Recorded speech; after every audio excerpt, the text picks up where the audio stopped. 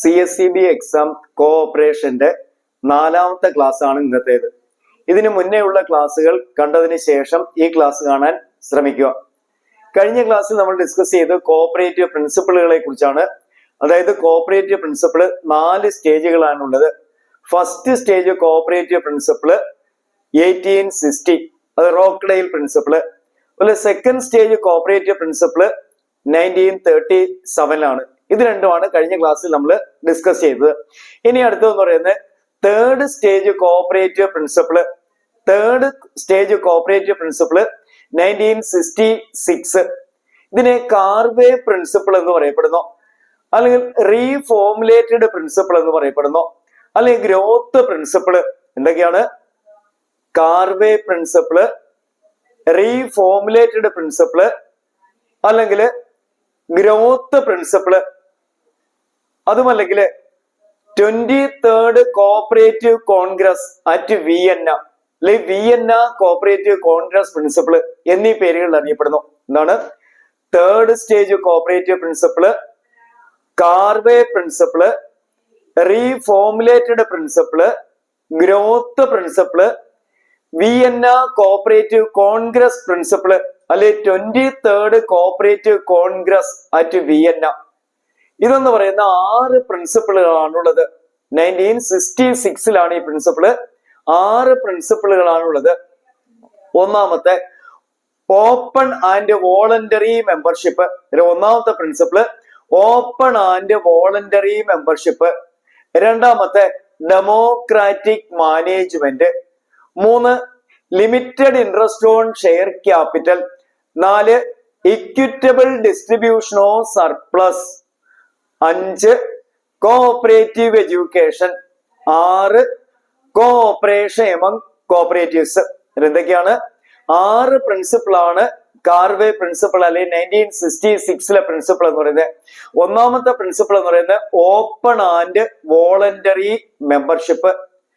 Open and voluntary membership എന്ന് പറഞ്ഞാൽ സ്വമേധയാ, വോളണ്ടറി എന്ന് പറഞ്ഞാൽ സ്വമേധയാ, സ്വന്തം ഇഷ്ടപ്രകാരം ആർക്ക് വേണമെങ്കിലും കോഓപ്പറേറ്റീവ് സൊസൈറ്റിയിൽ അംഗത്വം എടുക്കാവുന്നതാണ്. അതായത് ഓപ്പൺ മെമ്പർഷിപ്പ് ആണ് കോഓപ്പറേറ്റീവ് സൊസൈറ്റിയിൽ, ഓപ്പൺ ആൻഡ് വോളണ്ടറി മെമ്പർഷിപ്പ്. രണ്ടാമത്തെ പ്രിൻസിപ്പിൾ എന്ന് പറയുന്നത് ഡെമോക്രാറ്റിക് മാനേജ്മെന്റ്, അല്ലെ ജനാധിപത്യ രീതിയിലാണ് ഇതിന്റെ മാനേജ്മെന്റ്. മൂന്നാമത്തെ limited interest on share capital. 4 equitable distribution of surplus എന്ന് പറഞ്ഞാൽ ഇക്വിറ്റബിൾ ഡിസ്ട്രിബ്യൂഷൻ ഓഫ് ഡിവിഡൻഡ് എന്നാണ്. അഞ്ചാമത്തെ എന്ന് പറയുന്നത് cooperative education. 6 cooperation among cooperatives. ഇവിടെ പുതിയതായി വന്ന പ്രിൻസിപ്പിൾ എന്ന് പറയുന്നത് കോഓപ്പറേഷൻ എമംഗ് കോഓപ്പറേറ്റീവ്സ്. അതായത് കോഓപ്പറേറ്റീവ് സൊസൈറ്റികൾ തമ്മിലാണെങ്കിൽ കോമ്പറ്റീഷൻ ഇല്ല. കോഓപ്പറേഷൻ എമംഗ് കോഓപ്പറേറ്റീവ്, സഹകരണ പ്രസ്ഥാനങ്ങളിൽ സഹകരണ സംഘങ്ങൾ തമ്മിൽ യോജിച്ച് പ്രവർത്തിക്കുന്നു. Cooperation among cooperatives. ഇങ്ങനെ 6 പ്രിൻസിപ്പിൾ ആണ് കാർവേ പ്രിൻസിപ്പിൾ, അല്ലെ 1966 പ്രിൻസിപ്പിൾ. ഇനി അടുത്തതെന്ന് പറയുന്നത് 1995 പ്രിൻസിപ്പിൾ, അല്ലെ present cooperative principle or fourth stage cooperative principle.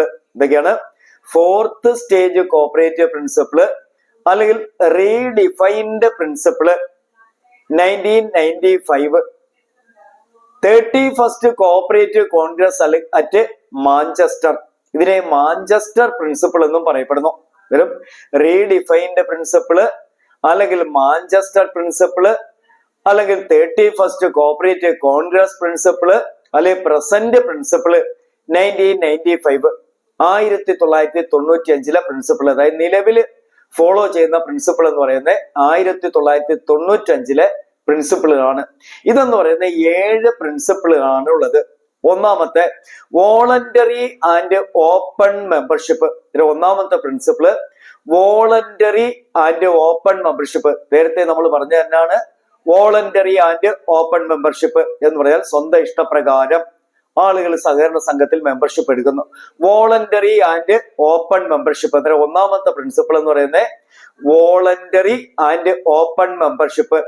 രണ്ടാമത്തെ ഡെമോക്രാറ്റിക് മെമ്പർ കൺട്രോൾ. ഇതാണ് ഡെമോക്രാറ്റിക് മെമ്പർ കൺട്രോൾ എന്ന് പറഞ്ഞാൽ ജനാധിപത്യ രീതിയിലാണ് മെമ്പേഴ്സ് ആണ് ഇതിനെ കൺട്രോൾ ചെയ്യുന്നത്. നമുക്കറിയാം കോഓപ്പറേറ്റീവ് സൊസൈറ്റിയെ സംബന്ധിച്ചുള്ള സുപ്രീം അതോറിറ്റി ജനറൽ ബോഡിയാണ്. ഈ ജനറൽ ബോഡിയിൽ നിന്നാണെങ്കിൽ വൺ മാൻ വൺ വോട്ട് അടിസ്ഥാനത്തിൽ തിരഞ്ഞെടുക്കപ്പെടുന്നവരാണ് സൊസൈറ്റിയെ മാനേജ് ചെയ്യുന്നത്. ഇവരെ ബോർഡ് ഓഫ് ഡയറക്ടേഴ്സ് എന്ന് പറയപ്പെടുന്നു. അതാണ് ഡെമോക്രാറ്റിക് മാനേജ്മെന്റ് എന്ന് പറയപ്പെടുന്നത്. ഇനി മൂന്നാമത്തെ മെമ്പർ ഇക്കണോമിക് പാർട്ടിസിപ്പേഷൻ. ഇതാണ് മെമ്പർ ഇക്കണോമിക് പാർട്ടിസിപ്പേഷൻ. അതായത് കോഓപ്പറേറ്റീവിന് ആവശ്യമായിട്ടുള്ള ക്യാപിറ്റൽ കോൺട്രിബ്യൂട്ട് ചെയ്യുന്നത് മെമ്പേഴ്സ് ആണ്. Member economic participation. ഇതൊക്കെയാണ് ഒന്നാമത്തെ principal, voluntary and open membership. 2 democratic member control. 3 member economic participation. 4 autonomy and independence. ഇതാണ് ഓട്ടോണമി ആൻഡ് ഇൻഡിപെൻഡൻസ്. അതായത് സഹകരണ സ്ഥാപനങ്ങൾ എന്ന് പറയുന്നത് സ്വയം ഭരണ സ്ഥാപനങ്ങളാണ്. ഓട്ടോണമസ് ആയിട്ടുള്ള സ്ഥാപനങ്ങളാണ്, അല്ലെ സ്വയം ഭരണ സ്ഥാപനങ്ങൾ, അല്ലെ സ്വതന്ത്രമായിട്ട് തീരുമാനം എടുക്കുന്ന സ്ഥാപനങ്ങളാണ് സഹകരണ സ്ഥാപനങ്ങൾ. കാരണം മെമ്പേഴ്സ് ആണ് അവിടെ പരമാധികാരം എന്ന് പറയുന്നത് മെമ്പേഴ്സിനാണ്. Autonomy and independence. അടുത്തതെന്ന് പറയുന്നത് എഡ്യൂക്കേഷൻ, ട്രെയിനിങ് ആൻഡ് ഇൻഫർമേഷൻ. ഇതാണ് എഡ്യൂക്കേഷൻ, ട്രെയിനിങ് ആൻഡ് ഇൻഫർമേഷൻ. അടുത്ത പ്രിൻസിപ്പിൾ എന്ന് പറയുന്നത് cooperation among cooperatives. Last principle concern for community. ഇതാണ് കൺസേൺ ഫോർ കമ്മ്യൂണിറ്റി ആണ് 1995 പുതിയതായി വന്ന പ്രിൻസിപ്പിളാണ് കൺസേൺ ഫോർ കമ്മ്യൂണിറ്റി. അതായത് കോഓപ്പറേറ്റീവ് സഹകരണ പ്രസ്ഥാനങ്ങളാണെങ്കിൽ ജനങ്ങളുടെ നന്മയ്ക്ക് വേണ്ടി, അല്ലെങ്കിൽ കമ്മ്യൂണിറ്റിയുടെ സമൂഹത്തിന്റെ ഡെവലപ്മെന്റിന് വേണ്ടി പ്രവർത്തിക്കപ്പെടുന്നു. അതാണ് കൺസേൺ ഫോർ കമ്മ്യൂണിറ്റി. കമ്മ്യൂണിറ്റിക്ക് ആണെങ്കിൽ പ്രത്യേകമായിട്ടുള്ള പരിഗണന കൊടുക്കുന്നതാണ് സഹകരണ പ്രസ്ഥാനങ്ങൾ. ഇങ്ങനെ 7 പ്രിൻസിപ്പിളാണ് 1995. ഒന്നുകൂടെ പറയാം, 1995 പ്രിൻസിപ്പിള് റീഡിഫൈൻഡ് പ്രിൻസിപ്പിൾ എന്ന് പറയപ്പെടുന്നു, അല്ലെങ്കിൽ മാഞ്ചസ്റ്റർ പ്രിൻസിപ്പിൾ എന്ന് പറയുന്നു, അല്ലെങ്കിൽ 4th സ്റ്റേജ് കോഓപ്പറേറ്റീവ് പ്രിൻസിപ്പിൾ. അതാണ് പ്രസന്റ് കോഓപ്പറേറ്റീവ് പ്രിൻസിപ്പിൾ. 7 പ്രിൻസിപ്പിളാണുള്ളത്. ഒന്നാമത്തെ voluntary and open membership. 2 democratic member control. 3 member economic participation. 4 autonomy and independence. 5 education, training and information. 6 cooperation among cooperatives. 7 concern for community. ഇങ്ങനെ 7 cooperative പ്രിൻസിപ്പിളാണ് ഉള്ളത്. ഇത്രയും കാര്യങ്ങൾ clear ആയി കാണുമല്ലോ. 4 സ്റ്റേജുകളാണ് cooperative principal. First stage എന്ന് പറയപ്പെടുന്നത് 1860, second stage എന്ന് പറയുന്നത് 1937, തേർഡ് സ്റ്റേജ് എന്ന് പറയുന്നത് 1966 ആൻഡ് 4th സ്റ്റേജ് 1995. ഇങ്ങനെ 4 സ്റ്റേജുകളാണ് കോഓപ്പറേറ്റീവ് പ്രിൻസിപ്പിളിന് ഉള്ളത്. അടുത്തായിട്ട് നമുക്ക് മൾട്ടി സ്റ്റേറ്റ് കോഓപ്പറേറ്റീവ് സൊസൈറ്റികളെ കുറിച്ചാണ് പറയുന്നത്. നമുക്കറിയാം, സാധാരണയായിട്ട് കോഓപ്പറേറ്റീവ് സൊസൈറ്റിയുടെ ഏരിയ ഓപ്പറേഷൻ പറയുന്നത് 1 സ്റ്റേറ്റ് ആണ്. എന്നാൽ ചില കോഓപ്പറേറ്റീവ് സൊസൈറ്റികളാണെങ്കിൽ ഒന്നിലധികം സ്റ്റേറ്റുകളിൽ പ്രവർത്തന മേഖലയുള്ള കോഓപ്പറേറ്റീവ് സൊസൈറ്റികളെയാണ് മൾട്ടി സ്റ്റേറ്റ് കോഓപ്പറേറ്റീവ് സൊസൈറ്റികൾ എന്ന് പറയുന്നത്. ഇതാണ് the area operation of the society is more than 1 state called multi state cooperative societies. അതായത് ഒന്നിലധികം സ്റ്റേറ്റുകളിൽ പ്രവർത്തന മേഖലയുള്ള കോഓപ്പറേറ്റീവ് സൊസൈറ്റികളെ മൾട്ടി സ്റ്റേറ്റ് കോഓപ്പറേറ്റീവ് സൊസൈറ്റികൾ എന്ന് പറയുന്നു. ഈ മൾട്ടി സ്റ്റേറ്റ് കോഓപ്പറേറ്റീവ് സൊസൈറ്റികളുടെ കൺട്രോൾ എന്ന് പറയുന്നത് സെൻട്രൽ രജിസ്ട്രാർക്കാണ്. സെൻട്രൽ രജിസ്ട്രാറുടെ കൺട്രോളിൽ വരുന്ന കോഓപ്പറേറ്റീവ് സൊസൈറ്റികളാണ് മൾട്ടി സ്റ്റേറ്റ് കോഓപ്പറേറ്റീവ് സൊസൈറ്റികൾ എന്ന് പറയുന്നത്. ഇതാണ് multi state cooperative society means the area operation of the cooperative society is more than 1 state. ഒന്നിലധികം സംസ്ഥാനങ്ങളിൽ പ്രവർത്തന മേഖലയുള്ള കോഓപ്പറേറ്റീവ് സൊസൈറ്റികളെ മൾട്ടി സ്റ്റേറ്റ് കോഓപ്പറേറ്റീവ് സൊസൈറ്റികൾ എന്ന് പറയുന്നു. ഇങ്ങനെയുള്ള സൊസൈറ്റികളുടെ കൺട്രോൾ എന്ന് പറയുന്നത് these societies are under the control of central registrar. Central രജിസ്ട്രാറുടെ കൺട്രോളിലാണ് ഈ സൊസൈറ്റികൾ എന്ന് പറയുന്നത്. ഇങ്ങനെയുള്ള സൊസൈറ്റികൾ രൂപീകരിക്കുന്നത് മിനിമം മെമ്പേഴ്സ് എന്ന് പറയപ്പെടുന്നത് 50 persons or 5 societies not registered in the same state. എന്താണ്? മൾട്ടി സ്റ്റേറ്റ് കോഓപ്പറേറ്റീവ് സൊസൈറ്റികൾ രൂപീകരിക്കണമെങ്കിൽ minimum 50 persons or 5 societies registered more than 1 state. അതായത് ഈ മൾട്ടി സ്റ്റേറ്റ് കോഓപ്പറേറ്റീവ് സൊസൈറ്റികൾക്ക് മിനിമം 50 വ്യക്തികൾ, ഇൻഡിവിജ്വൽസ്, അല്ലെങ്കിൽ 5 സൊസൈറ്റികൾ, ഒന്നിലധികം സംസ്ഥാനങ്ങളിൽ രജിസ്റ്റർ ചെയ്തിട്ടുള്ള 5 സൊസൈറ്റികൾ ഉണ്ടായിരിക്കണം. ഇതെന്താണ്? Minimum number of members in multi state cooperatives എന്താണ്? 50 persons or 5 societies not registered in the same state. അതായത് ഒന്നിലധികം സംസ്ഥാനങ്ങളിൽ രജിസ്റ്റർ ചെയ്തിട്ടുള്ള 5 സൊസൈറ്റികൾ അല്ലെങ്കിൽ 50 വ്യക്തികളാണ് ഈ സൊസൈറ്റികൾ, മൾട്ടി സ്റ്റേറ്റ് കോഓപ്പറേറ്റീവ് സൊസൈറ്റികൾക്ക് വേണ്ടുന്ന മിനിമം മെമ്പേഴ്സ് എന്ന് പറയപ്പെടുന്നത്. These societies are under the control of central registrar. Multi state cooperative സൊസൈറ്റികൾ രൂപീകരിച്ചിരിക്കുന്നതാണെങ്കിൽ multi state cooperative societies act ആണ്. ഈ multi state cooperative societies act 1984, ഈ multi state cooperative societies act പാസ്സാക്കുന്നതിന് മുമ്പ് ഉണ്ടായിരുന്ന ഒരു ആക്ട് ആണ് മൾട്ടി യൂണിറ്റ് ആക്ട് 1942. ഇതാണ് മൾട്ടി യൂണിറ്റ് ആക്ട് 1942 ആണ് പിന്നീട് multi state cooperative societies act ആയിട്ട് മാറുന്നത്. ക്ലിയർ ആയോ? മൾട്ടി യൂണിറ്റ് ആക്ട് 1942 ആണ് ഉണ്ടായിരുന്നത്. ഇതാണ് പിന്നീടാണെങ്കിൽ multi state cooperative societies act ആയിട്ട് മാറുന്നു. 16/9/1984 ആണ് the multi state cooperative societies act came into force. 16/9/1984, അതായത് 1984 സെപ്റ്റംബർ 16-നാണ് multi state cooperative societies act വീണ്ടും ഈ ആക്ട് അമെൻഡ് ചെയ്യപ്പെടുന്നു. 19/8/2002 ഈ ആക്ട് അമെൻഡ് ചെയ്യുന്നു. എന്താണ്? ആദ്യം മൾട്ടി യൂണിറ്റ് ആക്ട് 1942. ഈ മൾട്ടി യൂണിറ്റ് ആക്ട് വീണ്ടും അമെൻഡ് ചെയ്ത് multi state cooperative societies act ആക്കി മാറുന്നത് 16/9/1984. ഡേറ്റ് മറന്നുപോലെ 16/9/1984 multi unit act multi state cooperative societies act ആയിട്ട് മാറുന്നു. വീണ്ടും 19/8/2002 വീണ്ടും ഈ ആക്ട് അമെൻഡ് ചെയ്യപ്പെടുന്നു. ഈ multi state cooperative societies act പ്രകാരമാണ് മൾട്ടി സ്റ്റേറ്റ് കോഓപ്പറേറ്റീവ് സൊസൈറ്റികൾ രൂപീകരിക്കുന്നത്.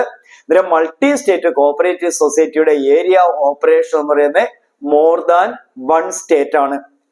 ഈ മൾട്ടി സ്റ്റേറ്റ് കോഓപ്പറേറ്റീവിന് ഉദാഹരണമാണ് കോമാർക്ക്, അതുപോലെ കാംകോ, എക്സെട്ര എക്സാമ്പിൾസ്. ഇതാണ് കാംകോ. കാംകോ എന്ന് പറഞ്ഞാൽ അറിയാമല്ലേ? ഇതാണ് CAMPCO. കാംകോ എന്ന് പറഞ്ഞാൽ the central arecanut and cocoa marketing and processing cooperative society limited ആണ്. ഇതാണ് കാംകോ എന്ന് പറഞ്ഞാൽ the central arecanut and cocoa marketing and processing cooperative society limited ആണ് കാംകോ. കാംകോയുടെ പ്രവർത്തന മേഖല എന്ന് പറയുന്നത് കേരളവും കർണാടകയുമാണ്. ഹെഡ്ക്വാർട്ടേഴ്സ് മാംഗ്ലൂർ ഇൻ കർണാടകയാണ്. കർണാടകയിലെ മംഗലാപുരം അല്ലെങ്കിൽ മാംഗ്ലൂർ ആണ് കാംകോയുടെ ഹെഡ്ക്വാർട്ടേഴ്സ്. എന്താണ് കാംകോ എന്ന് പറഞ്ഞാൽ? The central arecanut and cocoa marketing and processing cooperative society limited. Registered എന്നാണ് 11/7/1973 കാംകോ രജിസ്റ്റർ ചെയ്തിരിക്കുന്നത്. കാംകോ എന്ന് പറഞ്ഞാൽ എന്താണ്? The central arecanut and cocoa marketing and processing cooperative society limited. Formed 11/7/1973. Headquarters Mangalore in Karnataka. Area operation Kerala, Karnataka. ഇതിന്റെ ഫൗണ്ടർ പ്രസിഡന്റ് എന്ന് പറയുന്ന കാംകോയുടെ founder president ആണ് വാരണാസി സുബ്ബരായ ഭട്ട്. ആരാണ്? Founder president of Campco Varanasi Subbaraya Bhat. Founder president of കാംകോയാണ് Varanasi Subbaraya Bhat. Pujanidhi Puttur chocolate factory relates Campco. ഇതൊക്കെയാണ് Pujanidhi, Puttur chocolate factory relates Campco. അതുപോലെ കോമാർക്ക്. കോമാർക്ക് എന്ന് പറഞ്ഞാൽ Indian coffee marketing cooperative society limited ആണ് കോമാർക്ക്. ഏരിയ ഓപ്പറേഷൻ പറയുന്നത് കേരള, തമിഴ്നാട്, കർണാടകയാണ്. എന്താണ്? Established 1992. Comark Indian coffee marketing cooperative limited ആണ് കോമാർക്ക്. ഫോംഡ് 1992. ഇതിന്റെ area operation Kerala, Tamil Nadu, Karnataka. Headquarters എന്ന് പറയുന്നത് ഹസൻ ഇൻ കർണാടകയാണ്. കോമാർക്കിന്റെ ഹെഡ്ക്വാർട്ടേഴ്സ് ഹസൻ ഇൻ കർണാടക. ഇതിലും കാംകോ, അതുപോലെ Comark etcetera are the examples of. ഏതിന് എക്സാമ്പിൾ ആണ്? Multi state cooperative society. Multi state cooperative society എന്ന് പറഞ്ഞാൽ the area of operation of the cooperative society is more than one state. ഒന്നിലധികം സംസ്ഥാനങ്ങൾ പ്രവർത്തന പരിധിയുള്ള കോഓപ്പറേറ്റീവ് സൊസൈറ്റികളെയാണ് മൾട്ടി സ്റ്റേറ്റ് കോഓപ്പറേറ്റീവ് സൊസൈറ്റികൾ എന്ന് പറയുന്നത്.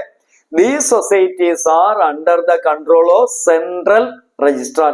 ഈ സൊസൈറ്റികളുടെ നിയന്ത്രണം സെൻട്രൽ രജിസ്ട്രാറുടെ കൺട്രോളിൽ വരുന്ന സൊസൈറ്റികളാണ്, അല്ലെങ്കിൽ സെൻട്രൽ ഗവൺമെന്റിന്റെ കൺട്രോളിൽ വരുന്ന സൊസൈറ്റികളാണ്. ഇത് രൂപീകരിച്ചിരിക്കുന്നതെന്ന് പറയുന്നത് multi state cooperative societies act പ്രകാരമാണ്. Multi state cooperative societies act പ്രകാരമാണ് മൾട്ടി സ്റ്റേറ്റ് കോഓപ്പറേറ്റീവ് സൊസൈറ്റികൾ രൂപീകരിച്ചിരിക്കുന്നത്. മിനിമം ഇതിന് വേണ്ടുന്നതെന്ന് പറയുന്നത് 5 societies not registered in the same state or 50 individuals. Minimum number of members in multi state cooperative society ആരൊക്കെയാണ്? എത്ര പേരാണ്? 50 persons or 5 cooperative societies registered more than one state. ഒന്നിലധികം സംസ്ഥാനങ്ങളിൽ രജിസ്റ്റർ ചെയ്തിട്ടുള്ള 5 സൊസൈറ്റികൾ അല്ലെങ്കിൽ 50 വ്യക്തികളാണ് മൾട്ടി സ്റ്റേറ്റ് കോഓപ്പറേറ്റീവ് സൊസൈറ്റിക്ക് വേണ്ടുന്നത്. ഇതിന്റെ പ്രവർത്തന മേഖല ഒന്നിലധികം സംസ്ഥാനങ്ങളാണ്. ഇതിന്റെ കൺട്രോൾ സെൻട്രൽ രജിസ്ട്രാർക്കാണ്. ഈ മൾട്ടി സ്റ്റേറ്റ് ഉദാഹരണങ്ങളാണ് എന്തൊക്കെ പറഞ്ഞത്? കാംകോ, അതുപോലെ Comark etcetera are the few examples of multi state cooperative societies. ഇന്നാണെങ്കിൽ കേരളത്തിൽ ഏതാണ്ട് 40-ലധികം മൾട്ടി സ്റ്റേറ്റ് കോഓപ്പറേറ്റീവ് സൊസൈറ്റികളാണ് ഉള്ളത്. ഇപ്പൊ Malankara multi state cooperative society, ഇതൊക്കെ ഇങ്ങനെയുള്ള കോഓപ്പറേറ്റീവ് സൊസൈറ്റികളാണ്.